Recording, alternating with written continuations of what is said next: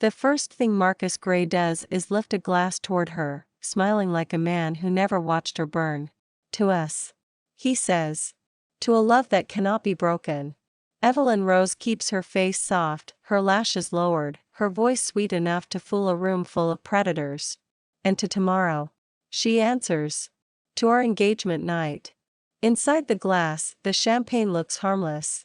There is no smell, no color, no warning. The powder dissolves like a secret. She mixed it in the moment she slipped into the service corridor, stole the bottle from a tray, and returned with her smile stitched in place. A slow poison.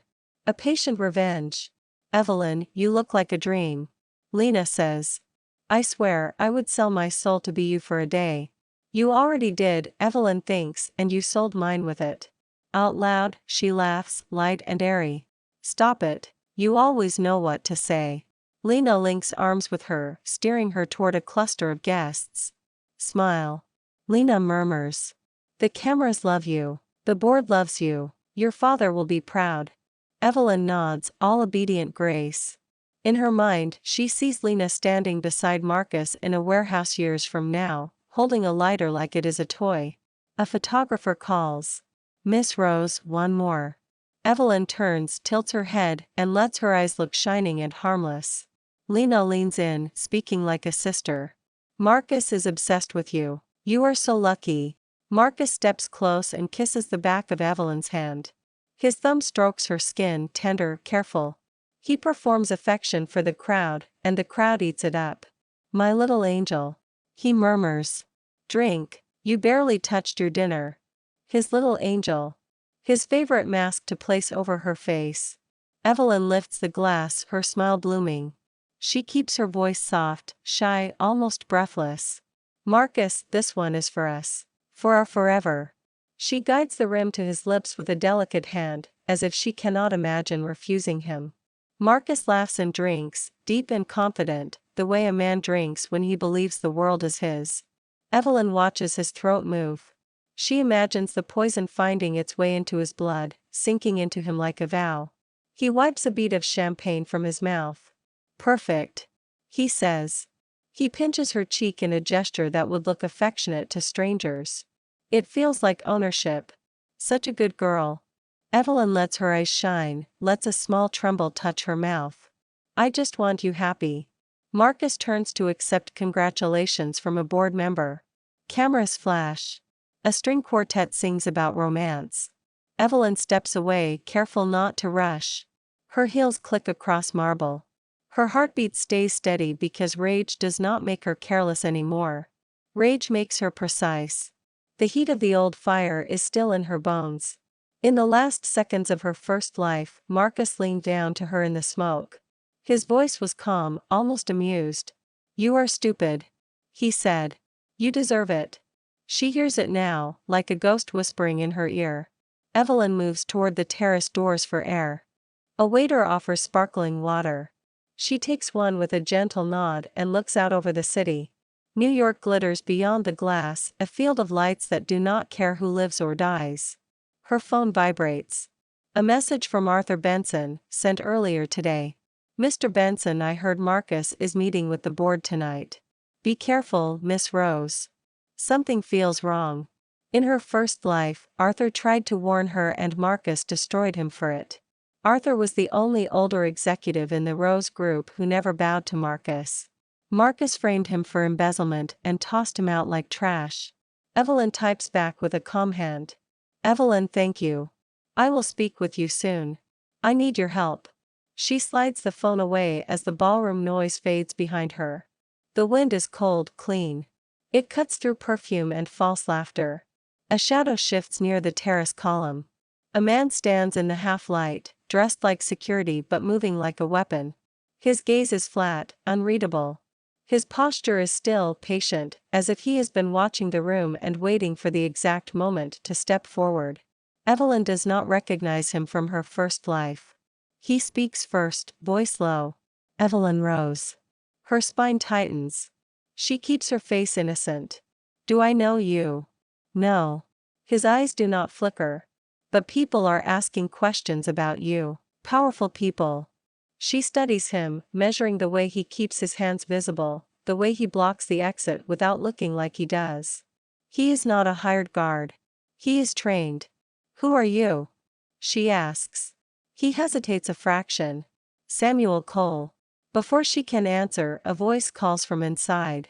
"Evelyn." Marcus stands at the terrace doors, holding another glass, waving her back like she is a pet that wandered too far. Evelyn's smile turns soft again. "Coming, love." She looks at Samuel. "If I needed help, what would it cost?" Samuel does not blink. "Everything you can afford." Evelyn nods once. "Then we will talk." She returns to Marcus, and Marcus slips an arm around her waist, pulling her close. His hand rests against her ribs, and for a second, Evelyn feels the memory of being trapped, feeling heat swallow oxygen, pounding on a locked door. She leans into him anyway. Tonight, she has started the clock. 3 months until the poison begins to carve him from the inside.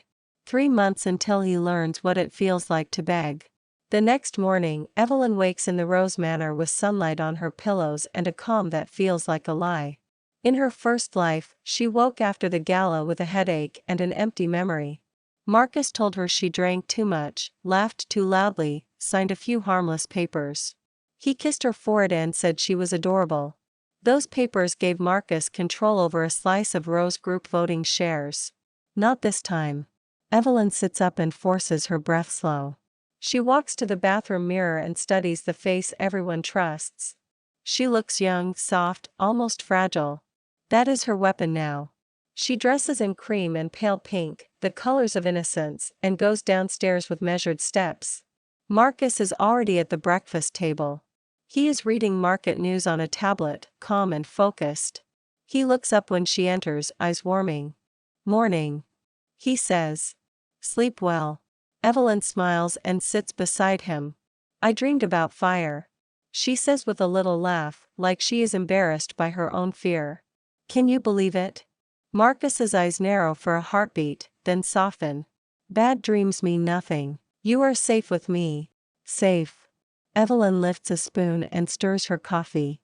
Her hand does not shake. A maid brings a folder. "Miss, these are the papers for your signature. The ones Mr. Gray requested." Evelyn accepts the folder and opens it. Her throat stays calm as she reads. A trust adjustment. A permission for Marcus to represent her at a board meeting. He wants her name. He wants her silence. Evelyn looks up, wide-eyed. "Oh, this is all so grown up. I do not understand these." Marcus laughs softly, indulgent. "You do not need to. I will handle everything. Just sign." Evelyn bites her lip, acting unsure. "Should I ask Arthur? He always explains things for me." The mention of Arthur Benson is like dropping a pebble into still water. Marcus's smile does not change, but something hard glints behind it. "Arthur is old," Marcus says. "He is loyal to your father, not to your future. He will only confuse you." Evelyn nods, obedient. "Okay, I trust you." She signs nothing. Instead, she closes the folder and slides it aside, as if she forgot it. Later, Evelyn meets Lena for brunch in a bright restaurant with white tablecloths. Lena talks about flowers, venues, and photographers, all the soft things that hide sharp intentions. "Our bride-to-be," Lena sings. "We have to make you perfect." Evelyn laughs, playing along. "Marcus already thinks I am perfect." Lena's smile tightens, then loosens. "He adores you. You are going to have everything." Evelyn lets her chatter. Meanwhile, Evelyn watches Lena's phone light up with messages. Lena flips it face down too quickly. She locks the door. Inside, she opens a hidden drawer she remembers from her first life. She pulls out a small safe box and a set of documents her father kept for emergencies. Voting structures, subsidiary ownership, internal audit notes. The Rose Group is a city of glass and steel, but its heart is paper. Paper can be stolen. Paper can be burned. Paper can also be protected. Evelyn opens a fresh notebook and writes 3 columns: names, leverage, timing. She lists board members who smiled at her in the ballroom and then shook Marcus's hand a little too long. She lists managers who took payments under the table. She lists every door Marcus used to enter her life. Then she practices her mirror smile again. A white lily does not look angry. A white lily looks grateful. Evelyn calls the Rose Group legal office and asks for a tutorial, acting like a bored heiress trying to be responsible. She schedules it under the excuse of wedding paperwork. In the meeting, she smiles, asks simple questions, and learns where Marcus keeps his requests. The lawyer, eager to please, mentions a coming vote. A vote about what? Evelyn asks, confused on purpose. About representation. The lawyer says. Whether Mr. Gray can speak on your behalf at the table. Evelyn nods and thanks him like a child. Inside, she notes the date and the names. She texts Arthur one line. Evelyn, the vote is sooner than you think. We move first.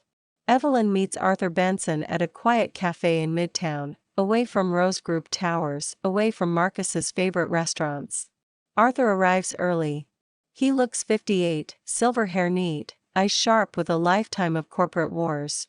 He rises when she enters, concern written all over his face. Miss Rose, are you all right? Evelyn sits and lets her hands tremble. She lets tears gather, never falling yet. Arthur, I think Marcus is using me. I think he wants my shares. Arthur's expression hardens. I suspected it. He has been pushing for access. He has been meeting with certain board members in private. Evelyn leans closer. In my last life, I would have signed anything he put in front of me. I cannot do that again. Arthur blinks at the phrasing, then decides not to press. Tell me what you need. Evelyn slides a folder across the table. These are internal audit notes. There is proof that certain executives are siphoning money. Marcus knows them. He uses them. Arthur scans the pages and his jaw tightens. This is enough to start cleaning house. Quietly. Quietly. Evelyn repeats. No one can suspect me. Arthur nods. I can reopen the audit through compliance channels. No scandal. No public report. Just pressure. Evelyn touches his hand briefly, grateful and controlled.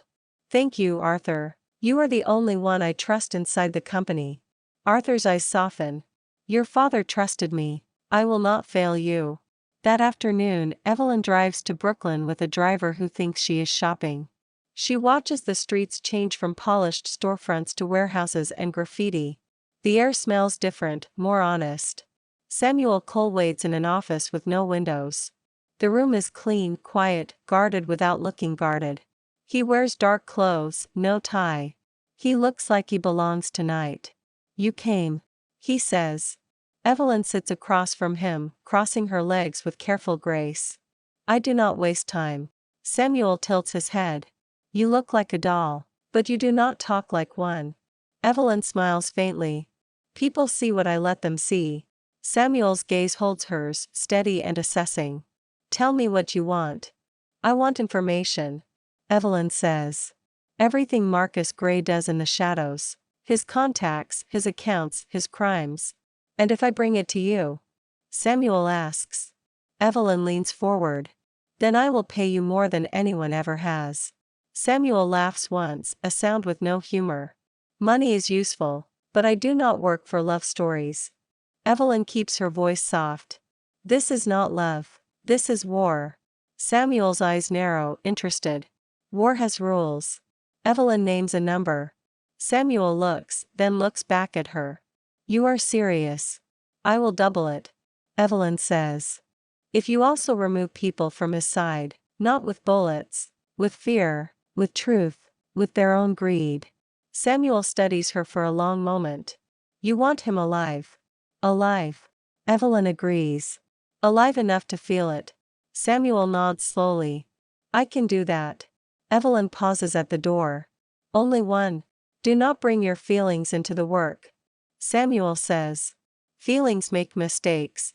Evelyn turns back with a gentle smile. I do not have feelings. She says. Samuel's eyes flicker, like he does not believe her. Everyone has them. He replies. The question is whether you let them drive. A week passes with smooth smiles and careful steps. Samuel sends his first report in a plain envelope delivered by a stranger. Inside are photographs, account numbers, meeting locations, and a list of names Evelyn recognizes. Marcus is not a lone wolf. He is a pack leader. One name stands out. A board member who congratulated Evelyn at the gala, then met Marcus in a private lounge at midnight. Arthur confirms it. They are trying to force a vote. He tells Evelyn in a quiet phone call. They want to shift control before your father returns from Europe. Evelyn keeps her voice light. Oh, that sounds stressful. Marcus told me not to worry. Arthur hears the false innocence and understands the code. Do not worry in public, he says. But prepare. The next morning, Marcus acts gentle, but his attention never leaves Evelyn's face at breakfast. People talk. He says. They say you humiliated Lena on purpose. Evelyn lowers her eyes. I did not want to. It just happened. Marcus squeezes her hand. His touch is warm. His eyes are cold. You must be careful. People will try to use you against me. No one can use me. Evelyn whispers. Marcus smiles. Good. Lena invites Evelyn to an afternoon tea at the manor, acting like a sister. I missed you. Lena says. Ever since Marcus entered your life, you are always busy. Evelyn touches Lena's arm affectionately. I am sorry. I want us to be close like before. Lena's eyes gleam. Then tell me everything. Tell me how the wedding planning is going. Tell me how Marcus is. Evelyn chooses her words like bait. She lets her gaze drift, as if uncertain, as if a young woman is confessing a secret. I found something. She whispers. Something I should not have seen. Lena leans in. What is it? Evelyn pulls out a small envelope. Inside are printed photographs, carefully staged. Marcus with a woman in a hotel hallway. Marcus holding her waist. Marcus kissing her neck. It is false, a story created by Samuel's network, shot with the right angles, the right lighting.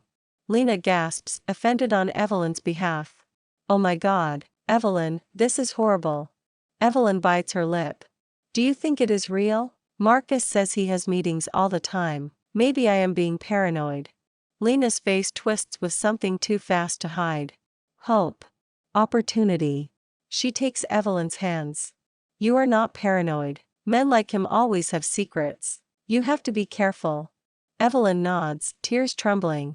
I do not know what to do. If my father finds out, he will cancel everything. Marcus will hate me. Lena squeezes tighter. Let me handle it. I will talk to Marcus. I will see what he says. Evelyn looks at her with wide, grateful eyes. Would you? You are my best friend. Lena smiles, saintly. Always. After Lena leaves, Evelyn stands alone in the tea room and lets her smile fall away.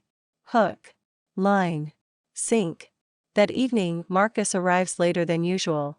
He kisses Evelyn's forehead and acts tired, but his eyes are sharp. How was your day? He asks. Evelyn twirls a strand of hair, childlike. Lovely. Lena came over. She brought sweets. Marcus pours himself a drink. Did she say anything interesting? Evelyn blinks innocently. No, just wedding talk. Marcus watches her for a long moment. Then he smiles again, too bright. Good. I like that you two are close.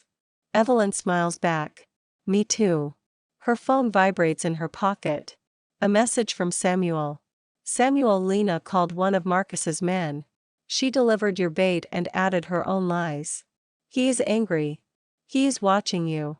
Evelyn presses her face against Marcus's shoulder and hides the cold in her eyes. Later that night, Evelyn makes her move. She chooses a family gathering, a small dinner with her father still away, a few relatives, and Marcus seated at the head like he already belongs. Lena is there too, laughing too loudly, drinking too much, feeling safe. Evelyn waits until dessert, until the room is warm with wine. Lena's face drains of color. Evelyn, I can explain. She stammers. This is not what it looks like. Evelyn's eyes fill with tears, perfect and heartbreaking. Then what is it, Lena? I thought you loved me. Aunt Clara gasps. A cousin whispers. The family lawyer shifts uncomfortably. Marcus stands slowly, voice calm. Evelyn, enough. You are making a scene. Evelyn flinches like a frightened child. A scene. You and my best friend were planning to steal from my family. Lena cries, shaking her head. I was trying to protect you. Marcus told me you were unstable. He said you were seeing things. Evelyn turns to Marcus, trembling. Did you say that about me? Marcus's jaw tightens. For a second, the real man shows. Then he smooths it over. You are emotional. He says. That is all. Sit down. Evelyn does not sit. She steps closer to Lena and speaks softly as if begging. Why did you do it? Was my life not enough for you? Lena breaks and screams. Because you have everything. You have money, beauty, a future. You never earned it. You just existed and people gave it to you. The room erupts in shocked murmurs. Evelyn nods slowly as if devastated. Inside, she feels nothing but clean relief. The mask is off. Marcus moves toward Lena, eyes cold. Stop talking. Evelyn raises a hand, still trembling. No, let her speak. Let everyone hear. Lena sobs, shaking. I did it because I hated you. Evelyn turns away, wiping a tear. Then you can leave my house. Lena is escorted out, still crying. The first cut has been made. Later, Evelyn sits alone in her bedroom and watches the bruise darken along her arm. She takes a photo, not for sympathy, but for records. Proof is power. Her phone buzzes. Samuel, he is angry. He will look for the hand holding the knife. Evelyn types. Evelyn, let him look. He will only find my petals. Samuel, petals do not stop bullets. Evelyn, I am not afraid of bullets. Samuel, you should be. Evelyn does not reply. She knows fear. She lived it in smoke. What she feels now is colder than fear. Marcus does not sleep much after the dinner. Evelyn knows because Samuel's network sends updates like clockwork. Marcus meets with lawyers. Marcus calls board members. Marcus moves money. Marcus searches for leaks. He does not suspect Evelyn. He suspects enemies. He suspects rivals. He suspects the entire world. Good. Evelyn strikes where it is quiet. At a closed board lunch, Arthur places a compliance packet in front of the directors and asks for routine disclosures. Marcus laughs and tries to charm his way out. The directors do not laugh with him. Evelyn sits beside Marcus, smiling softly, and watches his confidence wobble. Later, Samuel sends a message. Samuel, the deputy you trust, is taking meetings without you. Evelyn answers. Evelyn, encourage him. Samuel, he will betray you too. Evelyn, only if I let him. Within days, Marcus's deputy leaks a key timeline to a rival firm. Marcus believes it is an accident. He punishes an assistant. He never sees the knife at his back. Then Evelyn strikes where it hurts. Marcus enters a high-profile bid meeting certain of victory. Evelyn sits in the front row, hands folded, smiling like a loyal fiancé. Marcus steps onto the stage. He speaks with confidence, painting a future of growth and innovation. Investors nod. Board members smile. Then the competitor presents. The competitor reveals a prototype that matches Marcus's exact plan. Not similar. Identical. A judge clears his throat. We received a complaint of theft. The timestamps show unauthorized access by Mr. Gray's team. Marcus's face goes pale. That is impossible. He snaps. We built this ourselves. The competitor's counsel stands. We have server logs. We have emails. We have a witness. Marcus turns, eyes wild, scanning the room. He looks at Evelyn for comfort. Evelyn gives him a soft, worried smile, as if she cannot understand why adults are fighting. Inside, she watches his world crack. By end of day, Marcus loses the bid. His investors tighten. His lenders panic. His private empire shakes. The next week, headlines circle the city. Analysts call it a sudden collapse. Rivals smell blood. Marcus smiles at cameras and calls it a misunderstanding, but his hands tremble when he closes the car door. In Rose Group headquarters, Evelyn meets Arthur again. The board is nervous. Arthur says. They are starting to ask why Marcus keeps failing. Evelyn lets her eyes go wide. Poor Marcus. He works so hard. Arthur watches her. You want him exposed. Evelyn leans forward and lowers her voice. Failure makes men sloppy. Sloppy men leave fingerprints. Arthur nods slowly. Then we keep pressure and keep your name out of it. That night, Marcus pours wine and sits beside Evelyn on the sofa. His charm is armor now. Today was a disaster, he says. Evelyn touches his arm. I am so sorry. Do you want to talk about it? Marcus's jaw clenches. Someone is sabotaging me. Evelyn tilts her head. Who would do that? You are such a good man. Marcus's eyes look like the fire she remembers. Good men do not get what they deserve, he says. Evelyn's voice stays gentle. Then take what you deserve. Marcus smiles, pleased by the line. That is why I love you. You understand me. He kisses her, lingering, as if trying to taste loyalty. Evelyn kisses back, measured. Samuel hands her a thin folder. His offshore accounts, he says. Hidden under layers. I can burn them. Evelyn opens the folder, scans the numbers and smiles without joy.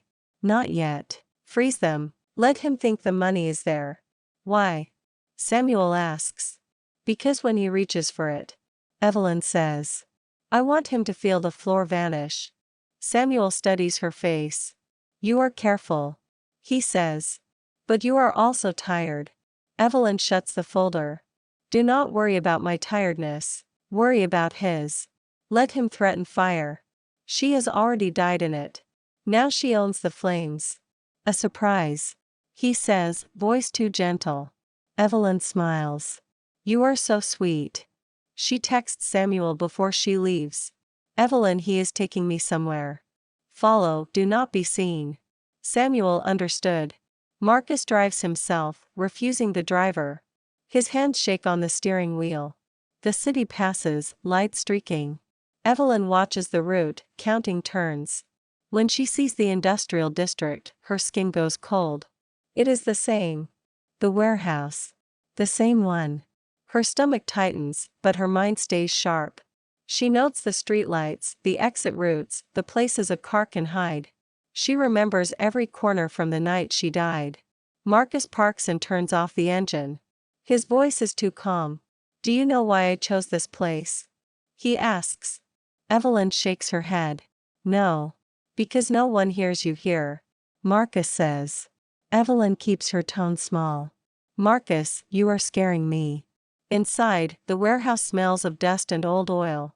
Marcus's men stand in the shadows. Their faces are hard. Marcus leads Evelyn toward the center of the room. Do you remember this place? He asks. Evelyn tilts her head, acting confused. No, should I? Marcus smiles, but it is not warm. It is where you will tell me the truth. Evelyn lets her eyes widen. Marcus, what are you saying? He throws a folder at her feet. Photos spill out. Evelyn entering Arthur's office. Evelyn leaving Brooklyn. Evelyn speaking to a man in a dark coat. Marcus's eyes burn. Who is he? Evelyn looks down at the photos, then up at Marcus, tears gathering. He is no one, she says. I was scared. I needed advice. Marcus laughs, sharp. Advice about poisoning me? Evelyn freezes for half a second, then lets fear flood her face. Poison? Marcus, I do not even know what you mean. Marcus's hand flashes out and slaps her. The sound cracks in the empty space. Evelyn's cheek stings. The memory stings more. She lifts her head slowly, eyes wet, voice still soft. Why are you doing this? Marcus leans in, breath hot. Because I know you know. I know you are hiding something. Tell me who you are working with. Evelyn looks at the men in the shadows. Then she looks back at Marcus. And she stops acting. Her voice changes, quiet and cold. You brought me here again. Marcus blinks, thrown. Again. Evelyn steps closer until their faces are inches apart. You always pick this place when you want to feel powerful. Marcus's eyes widen. What are you talking about? Evelyn smiles, and it is not sweet. In my last life, you locked me here and lit the fire. You told me I was stupid. You told me I deserved it. Marcus's mouth opens, then closes. His face turns white. You are insane. Insane. Evelyn repeats softly.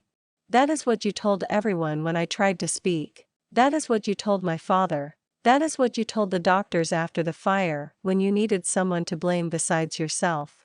Marcus's throat moves. You are lying. Evelyn's smile is thin. I am remembering. She pulls a small syringe from her purse, fast and clean, and drives it into Marcus's neck before he can react. His body jerks. His hand reaches for her, too slow. What is that? He gasps. Evelyn leans close, her lips near his ear. A sedative. You will stay awake, but your body will not obey you. You will feel every second. Marcus collapses to his knees, eyes wide with panic. His men step forward, confused, reaching for weapons. A shadow moves fast. Samuel appears from the darkness like a promise kept. He strikes one man, disarms another, moves with brutal precision. In seconds, guards are down. One guard crawls toward a dropped weapon. Samuel steps on his wrist, pinning him with a look that promises more pain if he moves again. Marcus tries to shout orders. His tongue feels thick. His words slur. The sedative locks his body in place while his mind stays awake. Evelyn watches him struggle and feels the balance shift, like the world finally obeys her. Marcus tries to crawl. His fingers scrape concrete. His breath is ragged. You. He spits at Evelyn, voice broken. What are you? Evelyn kneels in front of him. Her hair falls forward, framing her face like a halo. Her eyes are empty of mercy. I am the consequence, she says. She pulls a second syringe, filled with clear liquid. This is not death, she whispers. This is the same slow poison you already swallowed. This one only speeds up the pain. Marcus shakes, helpless. Tears streak his face. Please. He rasps. Evelyn, please. Evelyn tilts her head. Do you remember begging me in the fire? No, you did not beg, you laughed. She injects him. Marcus screams, a raw animal sound that echoes through the warehouse. Samuel steps to Evelyn's side, breathing steady. We have to leave, he says. Police will come if someone reports the noise. Evelyn stands, wiping her hands with a cloth she brought. Call them, she says. Call the police yourself. I want him alive. Samuel studies her, then nods. As you wish. Evelyn looks down at Marcus, shaking on the floor, eyes wild with fear. This is what you wanted me to feel, she says softly. Now you can live with it. Marcus Gray is arrested 2 days later. He is dragged from a private clinic in handcuffs, screaming that he is being framed. Cameras catch the gray sweat on his forehead and the terror in his eyes. The city watches the fall of a man who once smiled like a savior. The police do not come because Evelyn begs. They come because evidence arrives on their desks like a gift from a careful God. Accounts, wire transfers, arson planning, fraud, and witness statements from men Marcus thought were loyal. Samuel's people deliver it anonymously. Arthur Benson confirms it through compliance channels. Marcus tries to fight. He tries to bribe. He tries to threaten. But the poison has weakened him, and the fear has broken his control. By the time he appears in court, his skin is gray, his eyes hollow. Evelyn attends the hearings in a pale dress, face calm, hands folded. Reporters watch her like a tragic heroine. She gives them a quiet look and says nothing. Lena White is arrested too. Her messages, her payments, her role in the plan, all documented. She cries on camera, screaming that she was manipulated. At the final hearing, the judge reads the charges in a voice that does not care about charm. Fraud. Conspiracy. Attempted murder. Arson planning. Marcus tries to speak, tries to smile, tries to threaten. His body trembles. His words fall apart. Evelyn sits behind her counsel, hands folded, eyes calm. Marcus turns and sees her. For a second his face pleads. Then hate returns. You did this, he mouths. Evelyn does not answer. She simply looks at him the way he looked at her in the smoke, as if his suffering is a fact, not a tragedy. The sentence comes down. Years stack like concrete. Marcus sags. The room exhales. A week after the sentencing, Evelyn stands in the Rose Group lobby beneath the company crest. Employees gather in careful silence. Some stare at her like she is glass. Some look at her like she is a storm they survived. Evelyn steps to the microphone and keeps her voice steady. I will not pretend we are untouched, she says. But we are still standing. We will rebuild without lies. We will protect what belongs to this company, and what belongs to the people who keep it alive. Applause starts slow, then grows. That evening she visits the old warehouse district alone. She does not go inside. She simply stands across the street and watches the dark doors. In her first life, she died there. In this life, she walked away. Samuel arrives quietly and stops beside her. You do not have to keep looking back, he says. Evelyn exhales. I am making sure it is real. It is real, Samuel answers. So what do you want now? Evelyn turns her face toward the city lights. I want to live without pretending, she says. No more lilies, no more masks. Samuel offers his hand again, the same calm invitation as before. Then start now. Evelyn takes it. We start now, she says. Arthur enters Evelyn's office later that day, closing the door behind him. It is done, he says. The board voted. Marcus is removed from every position. His assets are frozen. The Rose Group is safe. He sets a final document on her desk, the board resolution that confirms her control. Evelyn signs with a steady hand. The pen glides. The ink dries. A chapter closes. Evelyn lets out a slow breath. Thank you. Arthur steps closer, voice softer. Miss Rose, I do not know what changed in you, but I am glad it did. Evelyn looks down at the company seal, at the documents that once felt like chains. I learned what happens when I trust the wrong people. Arthur nods. You are stronger than your father ever allowed you to be. Evelyn smiles faintly. He wanted me soft. He thought softness was safety. Arthur pauses. And now? Evelyn lifts her gaze. Now, softness is my camouflage. Arthur leaves and Evelyn sits alone for a long moment, listening to the hum of the building. The war is over, but her body still holds the memory of smoke. That night, Evelyn drives to the edge of the manor grounds. The trees stand like dark witnesses. In this life, the future fire has been erased. The air is cold, but it does not choke. She stands in the quiet and waits, not because she is lonely, but because she does not know how to stop moving. Samuel approaches without a sound and stops beside her. He does not touch her, does not demand anything. He simply stands, sharing the silence. Evelyn speaks first. Do you ever get tired of darkness? Samuel's voice is low. I live in it. I do not notice the wait until someone shows me light. Evelyn laughs softly, and for the first time it is real. I do not know what light looks like for me. Samuel turns his head toward her. It looks like choice. Thanks for watching. Follow for more romance stories.